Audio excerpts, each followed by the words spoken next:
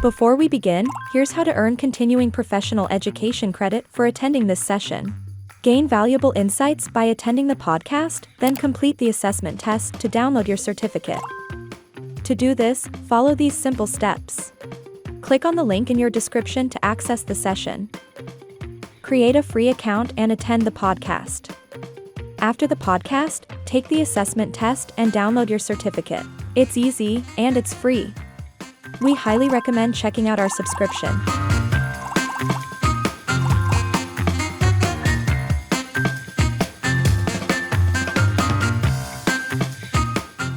I find communication very effective in working through resolving anxiety and depression. If somebody can talk about that, would you please, Dr. Foojan, shed some light on connection between communication, not just reporting, but really communicating all the feelings, and the whole issue of mental health or mental illness? Well, communication is an expression of what's going on inside of you. And you're right that if someone, all that they think about communication is a complaint, then all that they're putting out in the world is that. I remember I was working with one of the therapists that worked for me. And in every meeting, every week that we had, she was having some complaint. And at one point, I had a personal conversation with her, and I said, I just sense you're not happy here, and I want you to be happy. And I'm more than, it's okay with me if you no longer want to be here. I don't want you to think you have to suffer. And she says, why do you say that? I said, every single day you're telling me and everybody else around you about unhappiness. So I'm trying to, work with you in creating what you want, but I still get your unhappiness. So what is it that I can support you? But I also want you to know that if this is not your path, then this is not your path. And she said, no. I love it. And then she started talking about all the positive aspects of her work. And then she said, we're here. And I think when I'm upset, I just need to tell you. Well, there's a balance there, that if in your mind, all you think about when you come to work is you're upset, and all you're sharing is upset, that's in your world, and that's all you're giving out.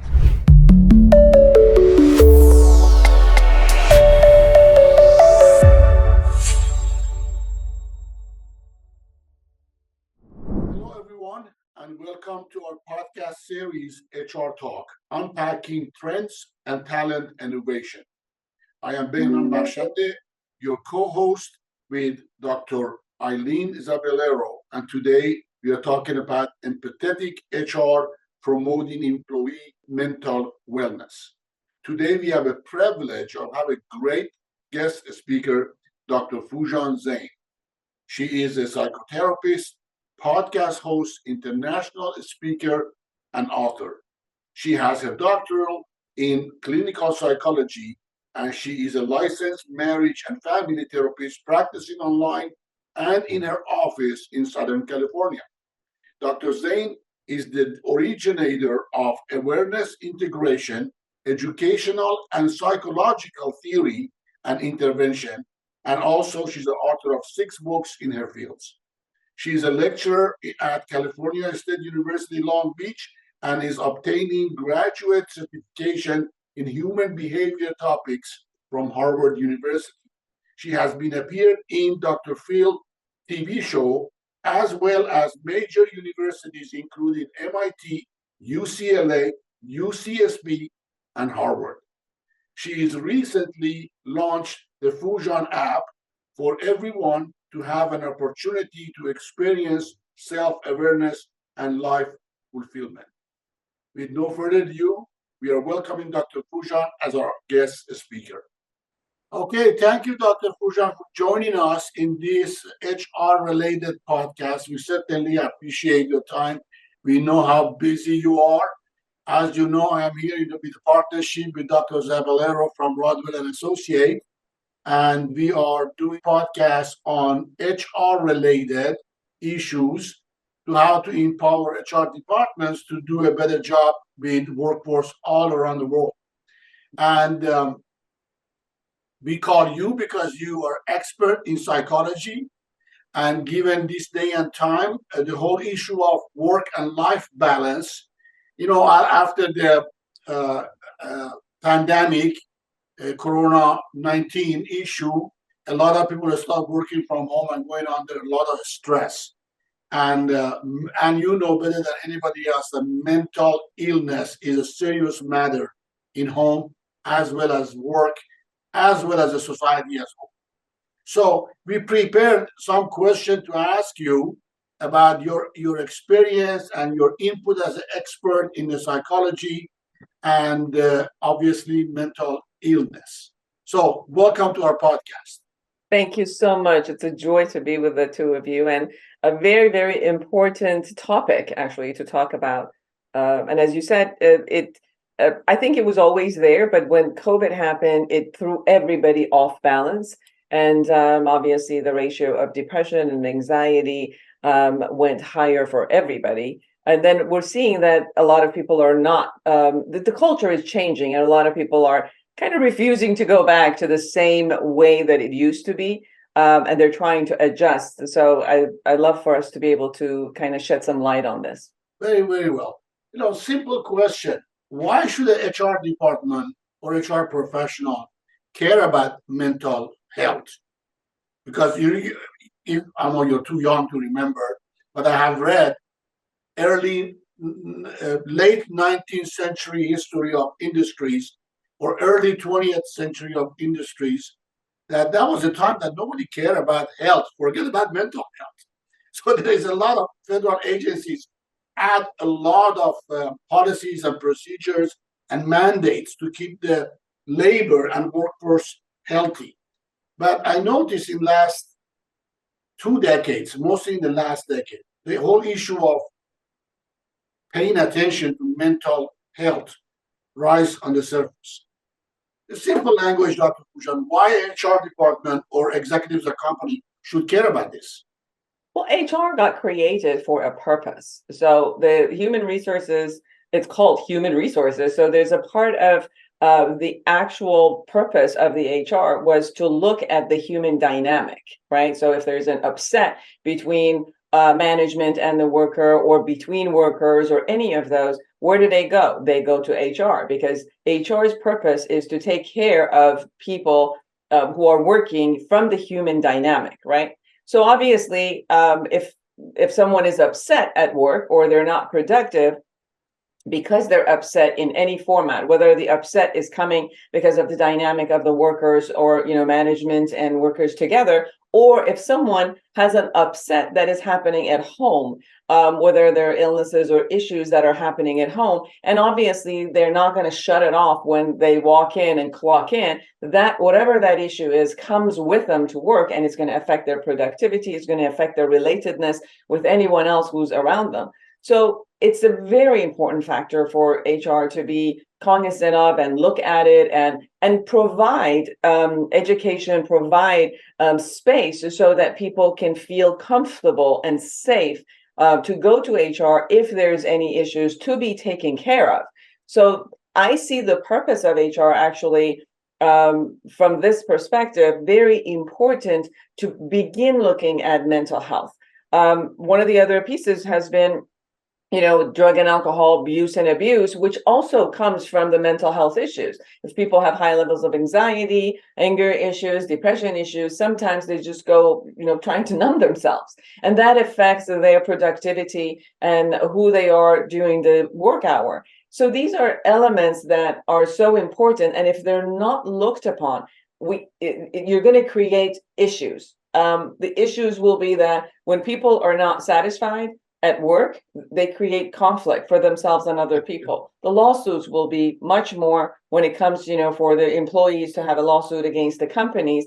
And more than anything, they're not going to have a productive team, no matter how much they want to give them information. These are not robots that go into work, gain information, produce, and walk off. There is a human being with their feelings and thought process and belief systems. and the relatedness of all the, their wives, their husbands, their children, their parents, everything else that happens around them. And they've come in for between 8 to 10 hours per day of being together at work. Yeah, great, Dr. Foojan. You kind of answered my second question already. That was my question about what is the obvious connection between mental health and lack of productivity, which you beautifully explained it. And if you notice, and I'm sure you noticed, the rise of emotional intelligence education through coaching and consulting these days, including myself, paying a lot of attention to introducing and training people in emotional intelligence and related elements of coaching that empower their more knowledge of emotional intelligence to understand, why am I feeling this? Is it my feeling or is it my emotion? And there is a very close proximity between the description of the two that maybe only professionals can explain, right? People feel something and they call it their emotions.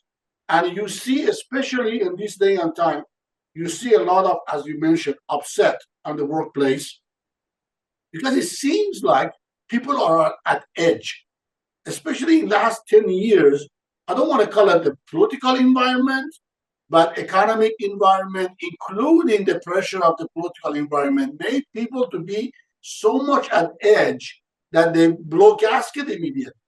Unfortunately, we saw so many horrible incidents that people take the firearm at work and start shooting the coworkers. I mean, that is, I think, I don't know what to call that. Like the ultimate not managing emotion and listening to your inner child about these things. Do you want to earn CPE credit?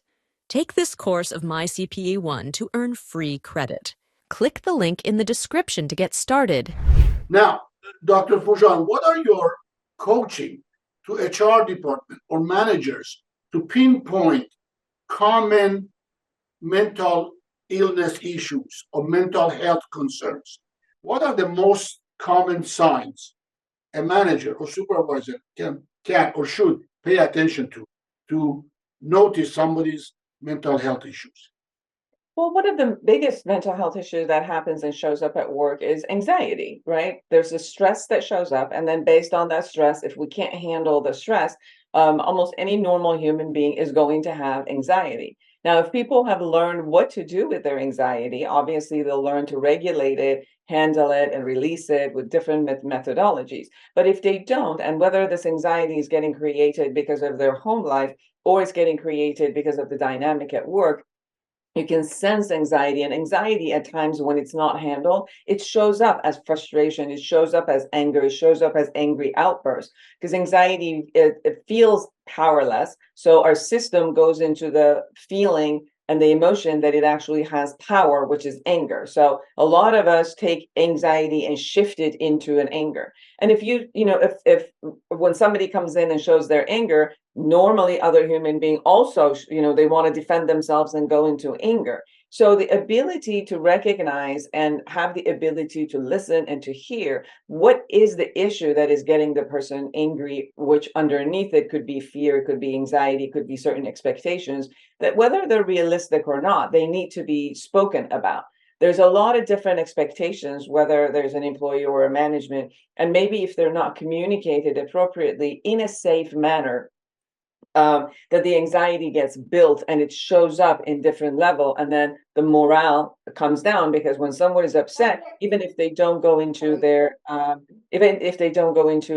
boss and talks about it, they're going to have the morality issue around. They're going to talk to other people around them. So you can see that the whole department morale is going to come back because they're all gossiping because something is not going well. So if as a management, you really sense that agitation happening consistently around, as a role model, it's your job, it's our job as a management to create a safe place for the person, for people to be able to voice whatever it is that's going on. Dr. Bashan, one of the things that is happening, which is a cultural shift from an authoritarian type of management, I say what to do, you're a subordinate. Remember the word subordinate. Yes. And I say you listen, I tell you what to do, and there is no ifs and buts about it. That's your job, go do it. And there's a cultural change really into this space of like an equal space versus a top-down space. And although everybody knows what their job is and who their supervisor is and who holds the power, but the communication is much more coming to a culture of conversation, and everybody has the right. Now, although there's a beauty in this, there's also a lot of boundary crossing. So the ability to know what are the boundaries, what are the conversations we can have. There's a difference between a friendship and colleagueship, and the different stages that you have to report to. And many times people get into confusion because they want to be friendly, they're friends, they want to open this, and then they can't gather it around, and kind of like when they need to set forth Yes. firmly, they can't do that. So part of these are really a lot of training to go from one culture to another, to be able to find these appropriate boundaries between all of these levels. Absolutely. Is one of my recommendation to my clients that don't work with family because of the same exact issue. Don't work with your wife or your husband, your family. Dr. Zavalero, what do you think about the whole thing so far? Well, it's funny to state about not working with your family when you're actually working at home. And so those boundaries of work and life really starts to blur, right? Yeah, I do have a question. You were mentioning earlier about how our anxiety can manifest itself in regards to anger or different ways that we're communicating, how we communicate with others.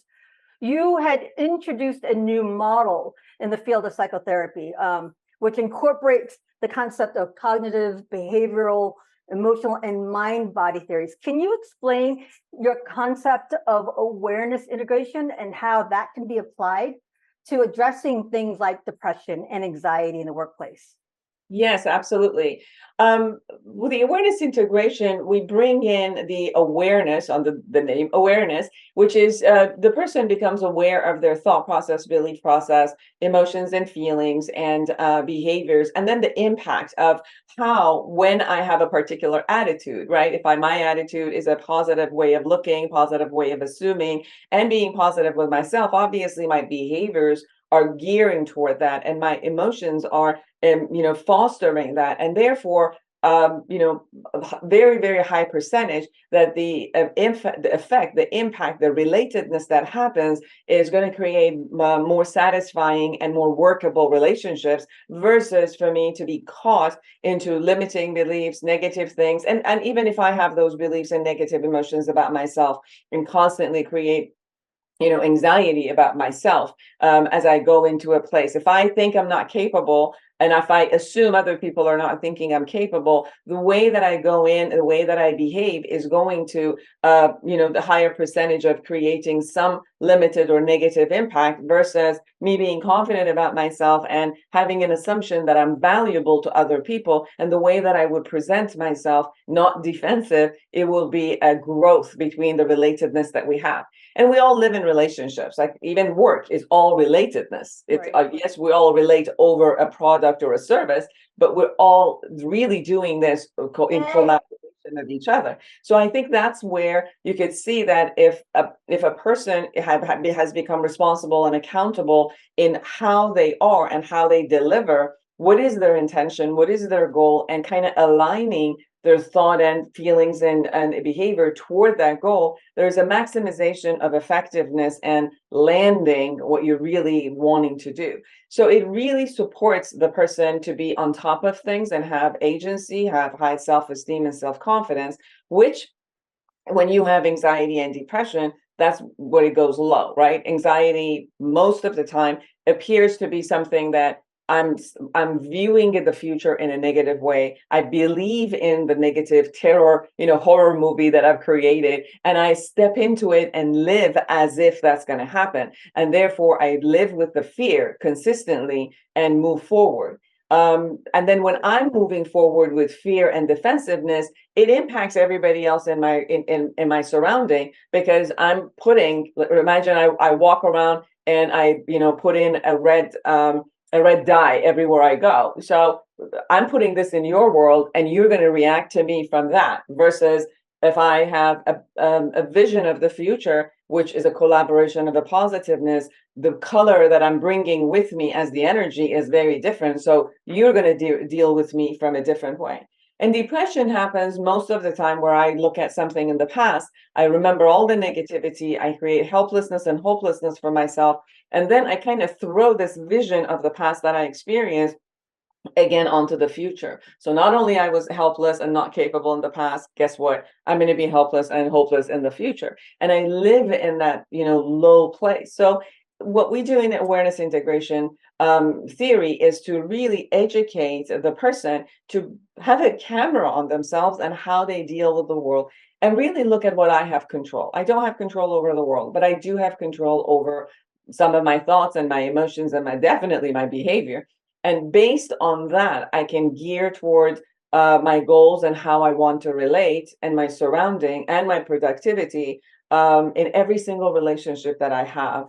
And one of the most important relationships that affects everything is my work relationship. You had mentioned depression and anxiety, and that's on a rise right now. I mean, if you read a lot of studies and research, even with the blind spot that came out several years ago, that's the worldwide study they've done in regards to mental wellness overall. We're in a high rise in regards to depression and anxiety, and especially now with us working remotely. So in terms of these ideas of paying attention to these symptoms and the way we're manifesting and expressing these, what can HR professionals look for? I mean, what are some of the signs, and how can they support each other, especially those who are remote? What do we look for in terms of being able to identify if somebody's in that space of depression and anxiety? Depression has this essence of the person not showing up at work at time. When they are, they're a very, very low energy. The wordings are pessimistic and very negative. They're consistently looking at the world isn't going to give them what they want, and they're upset, they're agitated about it. Depression shows up in two ways. One, it goes in and you go low and low energy and kind of want to sleep a lot or, eat a lot. Some people don't eat at all, and it affects their sleeping pattern and then eating pattern, and then the kind of the low energy and negativity. So you can see this dark cloud around someone. They're not going to they're not going to meet their deadline. They're going to try to avoid being with other people. And when they won't look at you in your eyes. Their, body features are kind of low and going down. And therefore you could kind of, if you're even on Zoom and watching them, on conferences when you're having, you can start looking at their avoidance and they're delayed in cognitive processing. Part of the delay is because the background here is already processing something else. So it delays your attentiveness toward whatever is happening in front of you. And therefore, you can look at that and you can see if they have, if there's any way that they're not coherent because they haven't been sleeping a lot or sleeping too much, or that they've maybe starting to utilize, alcohol or drug in order to calm themselves down, which then shows up in slurry speech or not being very, very attentive. Their eyes dilating. So you could watch that from their physical aspect, their voice, low tone. And then those are the times that maybe you could just say, I'm concerned. Is everything okay? I'm here for you. Let me know if there's anything that I can do. Anxiety shows up another way, shows up in more agitation.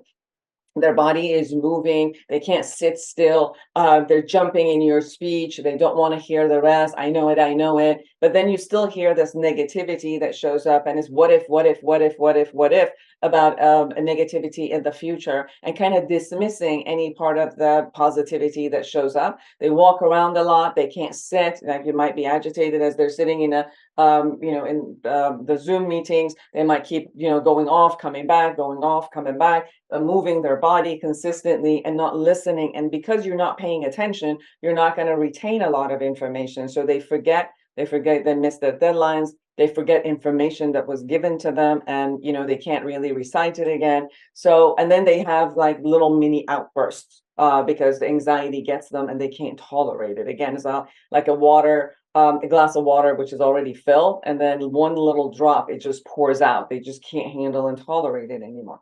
So those are the times kind of like to look at and kind of see the symptomology where you can see that person is not themselves. There's a difference between, that's going on with them.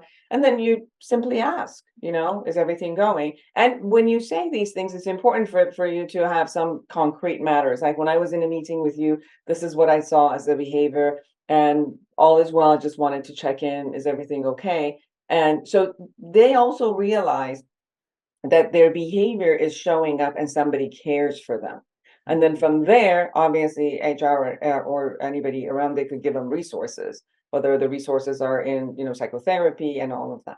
Another thing that I think that, companies, if they have the ability to do, depending on the size, is also start promoting, morning meditations, yoga, promoting that, once there was, I went to India once and they had this app, which is called B-Zone, and you can get it anywhere. And on the hour, every hour, it's called traffic light. And on the phone, it starts putting this 60 seconds music. Well, you could choose your music, and 60 seconds, and everybody stops and they just kind of start breathing deep and going. So it's like, you can even create that as a culture in a company. Like on the hour, every hour, there's something that comes and the whole world stops and just breathes.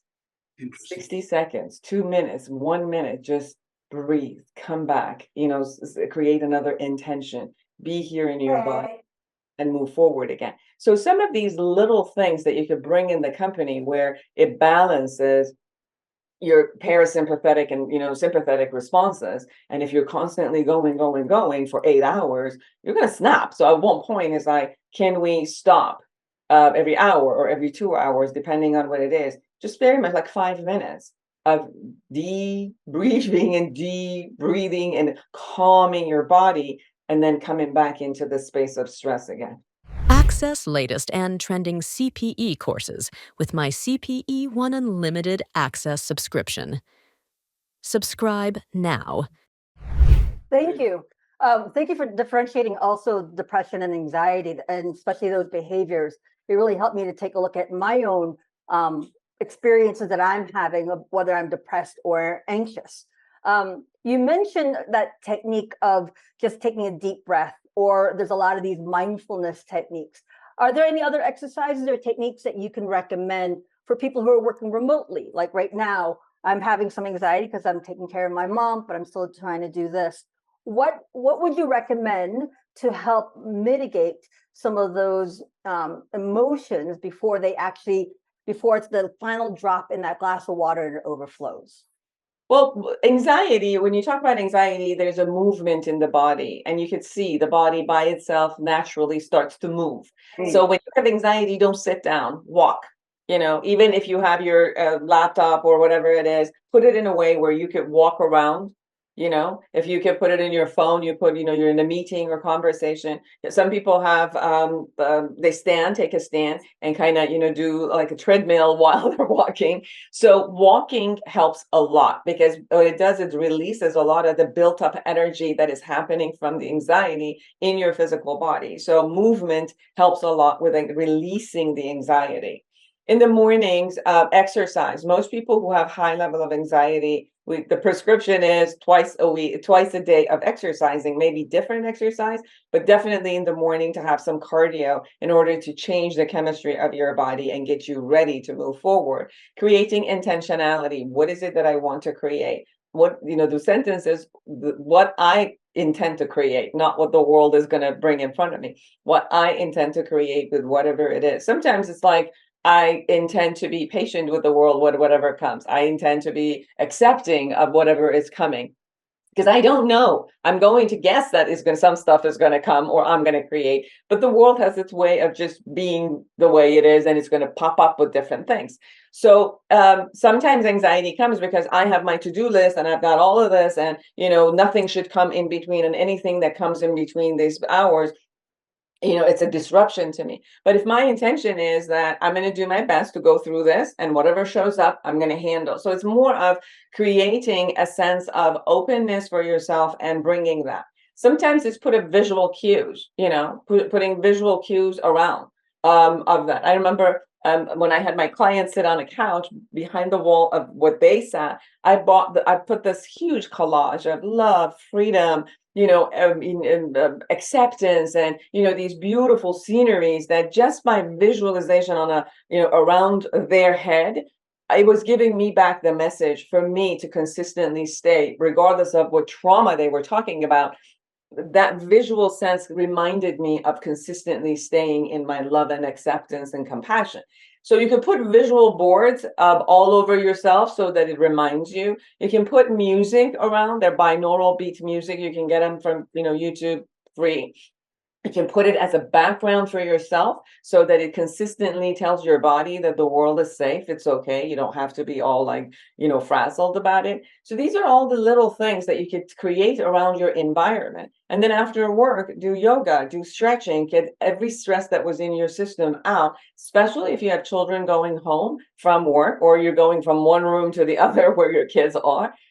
Take 5 minutes, 10 minutes of shifting from a work environment and work thought to a family space, right? If you need to go do yoga or walk or do something, great. If not, you just sit on a couch, put a little bit of music, and just imagine completing with whatever it was at work, even writing. This is what I've done. This is what I'm going to do tomorrow. And for the next 2 to 3 hours, I'm off work and I'm here present with my family. So you could compartmentalize, I'm shutting down, I'm staying here, and setting boundaries for yourself and not constantly having emails from work and coming all hours. Those are certain hours that I allocate to work, and these are certain hours that I allocate to me and my body. There's a certain hours that I allocate to my family. Those are some great suggestions, especially the idea of boundaries. I think that's harder and harder for us to be able to establish those. I'm going to pass it back over to Dr. Benham. Dr. Benham? Thank you. I really enjoy listening to all these elements coming at me. And as you were talking, I was thinking about the depth of communication that is not being used in organization level as much as it could be really powerfully make a difference. Usually when an employee is in upset and somebody asks him, have you communicated your upset? In their mind, they think, have I complained yet? That is not the point of communication. Whereas really letting your manager or your supervisor knows what you feel and why you feel that, which is going to bring us back to whole understanding and education on emotional intelligence. I find communication very effective in working through resolving anxiety and depression if somebody can talk about that. Would you please, Dr. Foojan, shed some light on connection between communication, not just reporting, but really communicating all the feelings, and the whole issue of mental health or mental illness? Well, communication is an expression of what's going on inside of you. And you're right that if someone, all that they think about communication is a complaint, then all that they're putting out in the world is that. I remember I was working with one of the therapists that worked for me. And in every meeting, every week that we had, she was having some complaint. And at one point, I had a personal conversation with her and I said, I just sense you're not happy here and I want you to be happy. And I'm more than, it's okay with me if you no longer want to be here. I don't want you to think you have to suffer. And she says, why do you say that? I said, every single day you're telling me and everybody else around you about unhappiness. So I'm trying to, work with you in creating what you want, but I still get your unhappiness. So what is it that I can support you? But I also want you to know that if this is not your path, then this is not your path. And she said, no. I loved it. And then she started talking about all the positive aspects of her work. And then she said, we're here. And I think when I'm upset, I just need to tell you. Well, there's a balance there that if in your mind, all you think about when you come to work is you're upset and all you're sharing is upset, that's in your world and that's all you're giving out. So the first thing is, can I balance that inside? So I share with people, start journaling and then read your own journal and kind of do this, like a red circle around all the negativity. and then do like a blue circle, you could choose your own color, around positivity and see what the balance is here.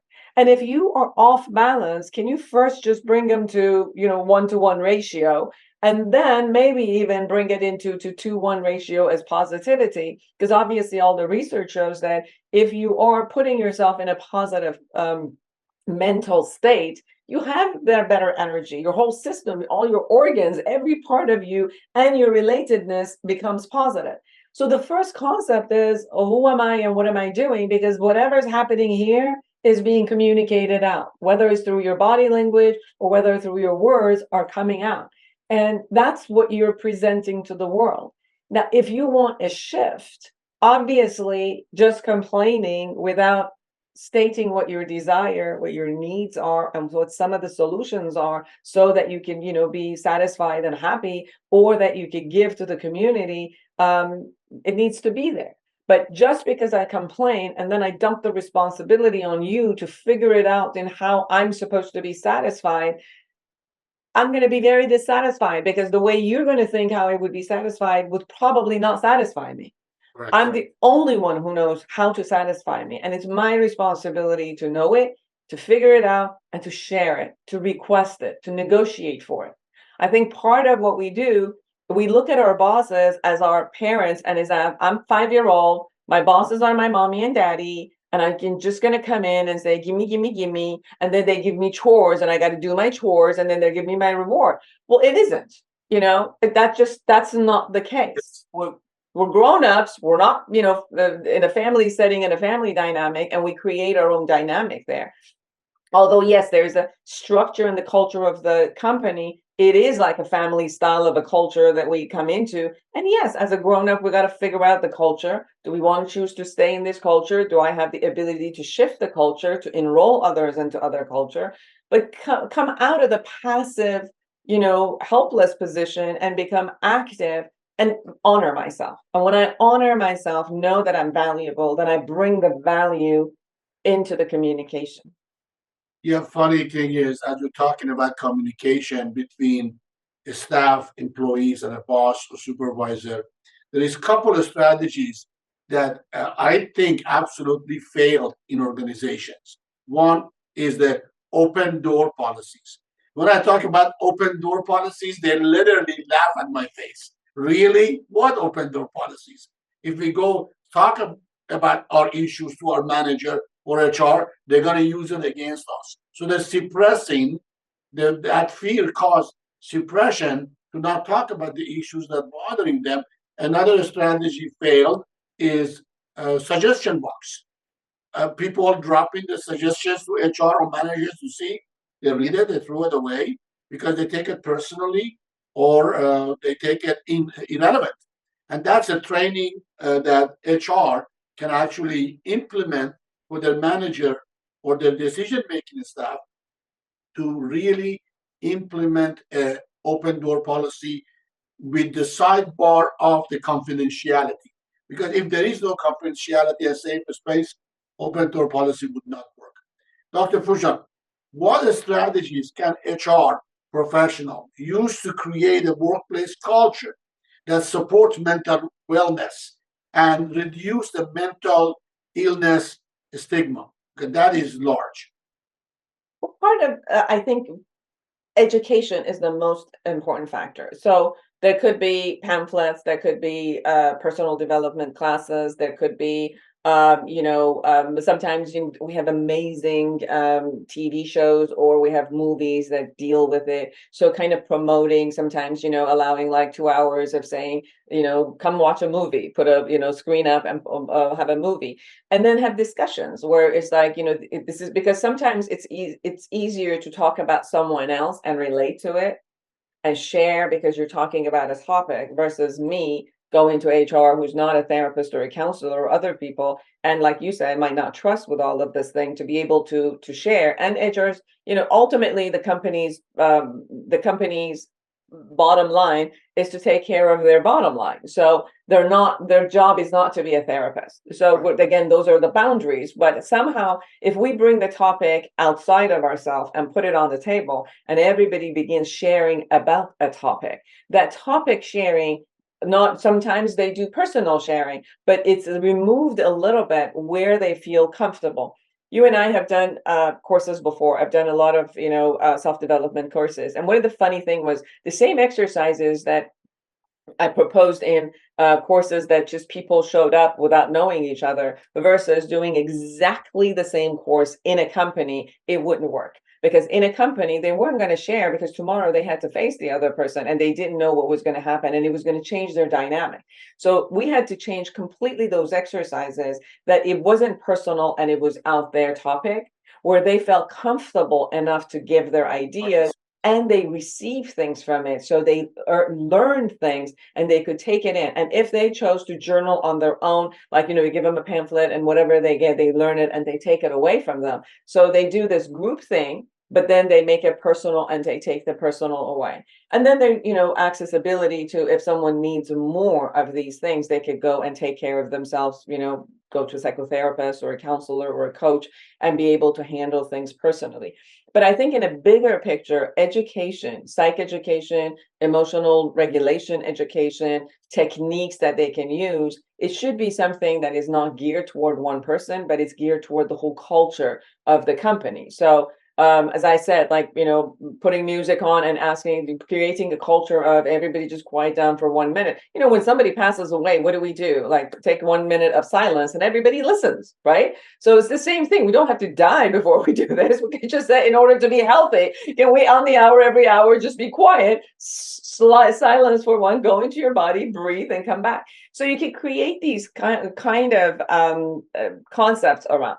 Plus that, the serenity of the offices, you could create a culture of serenity with your like furniture, with the visual effects that you have.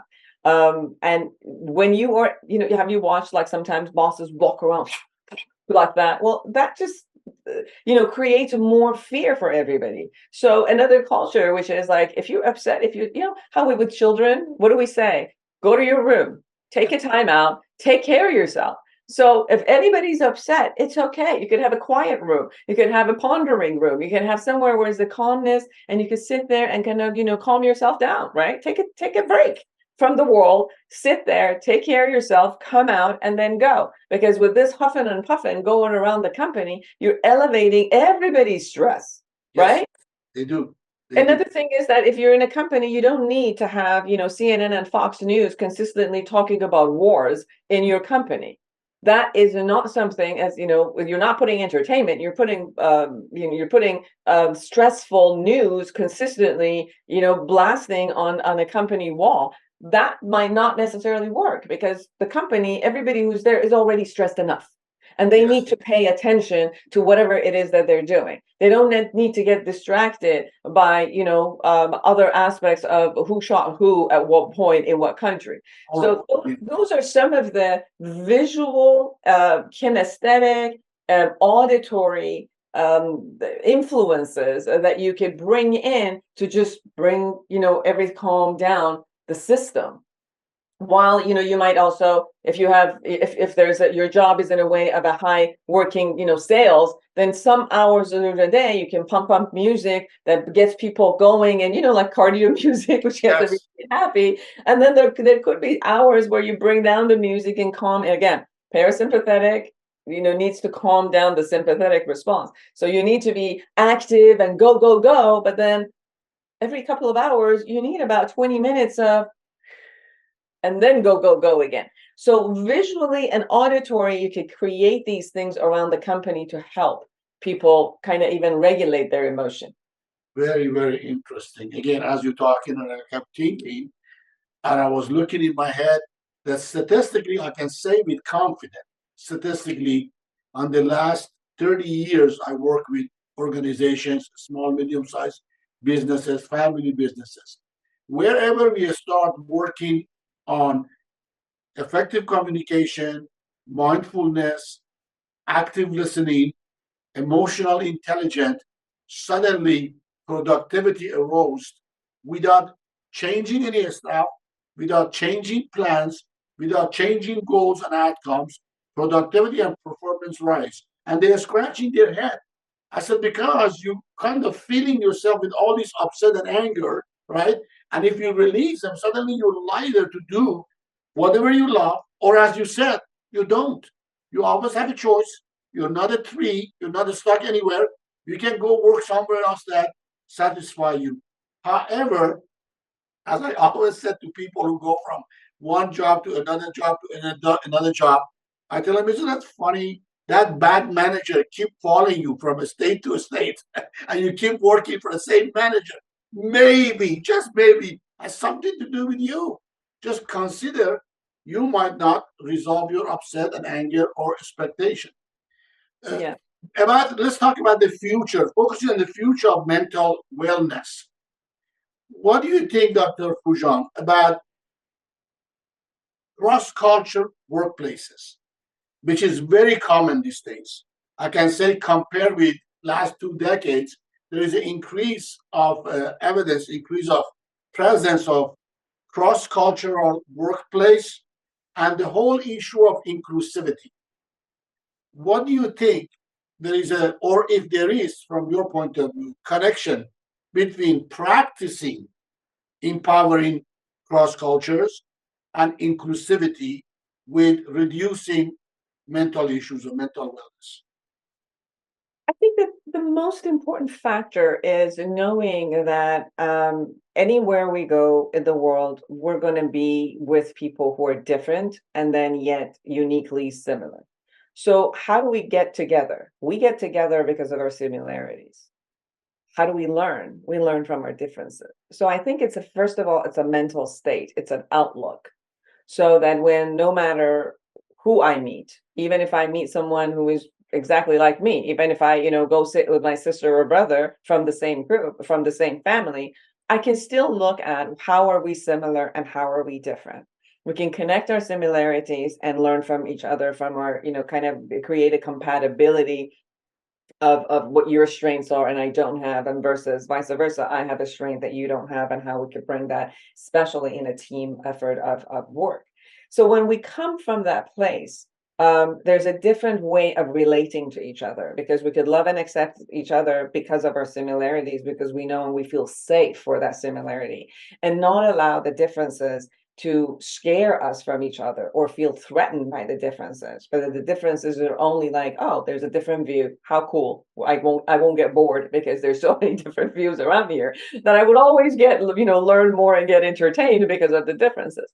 And the concept of, if I can bank and invest on our differences, right, while I feel safe with our similarities, because investment in our differences brings the collaboration together. I don't know everything. I will never know everything. I'm not going to be best at everything. But if you're great at something, and I can, be with you collaborating, utilizing your strength, and vice versa, that's how I think that the whole concept of togetherness will move forward.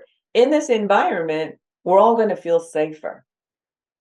And when you bring safety into an environment, it lessens the pressure on the sympathetic responses of stress and moves up your parasympathetic responses, which creates relaxation for you, creates openness for you. And when you're open, you produce more. If you're closed and always scared, your productivity goes lower. So the concept of wherever we are, in a global way, every day we're dealing, in our own household, every day we're dealing with phone calls to India, to China, to Hong Kong, to Australia, to different places. And every single culture is different, with different businesses, different business tactics, different business ethics, different even, kind of like authority, how you speak with an authority is different. So if you can bring yourself into a learning mode, then you're always learning. Versus like, I know it, I got it, this is the way I'm just going to do. I'm just going to be this fixed person, which I'm going to go to anybody else in the world and just behave the same way. It's not going to cut it. So the understanding of an openness of, it's okay about me and who I am, but I also need to be open and watch and read. If I'm saying something which the person's facial expression and body language changes, and the dynamic between us just goes from, nice and sweet to tension, I would want to stop at that moment and kind of imagine what just happened, that the tension got created, and how can I create safety as soon as possible for whatever dynamic and communication we're having. I think if we come from this space, a lot would be changed in the way that we are together, because this isn't changing. We're not going back to a solo, race or gender or particular culture only working with each other. The world just doesn't go back to that anymore. Yes, yes. Thank you very much. We have a couple of minutes left, Dr. Foojan. What is your last comment or tips for HR department to deal with the health wellness issues? Professional tips.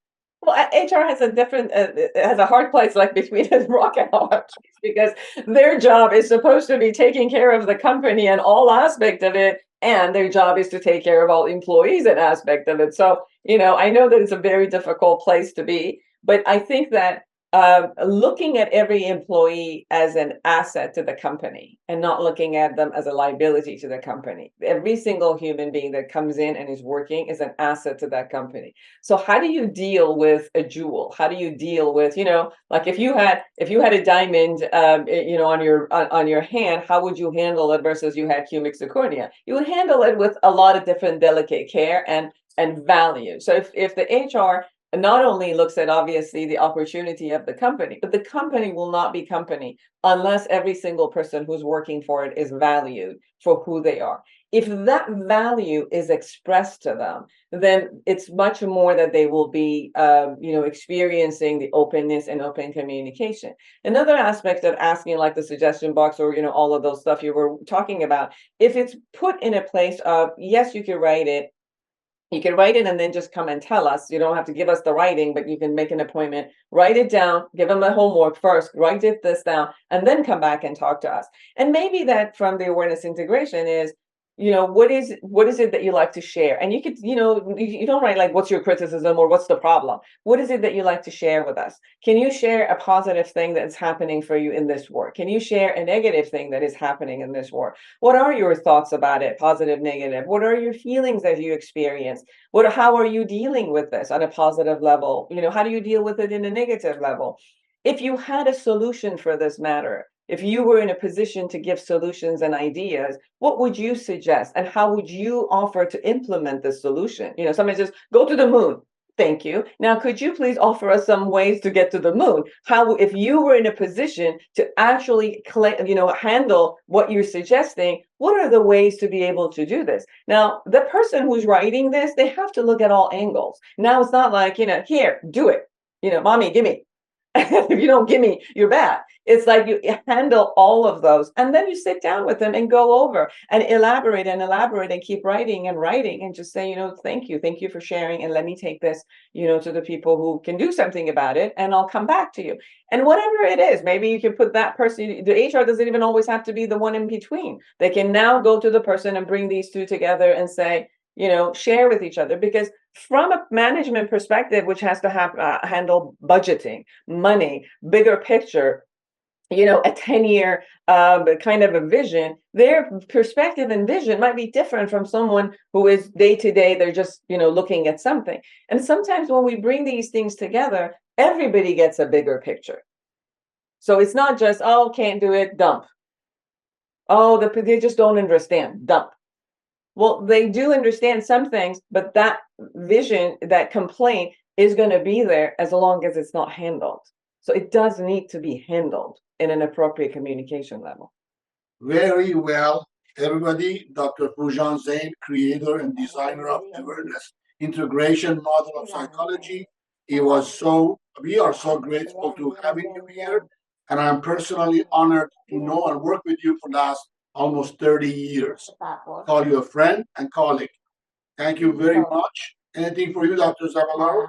Oh, I just want to say thank you so much. It was very, very insightful. Your experience, your knowledge has really been expressed, and I really am grateful that you're here with us. Thank you so much. Thank you so much for the opportunity. It was great to be with the two of you again.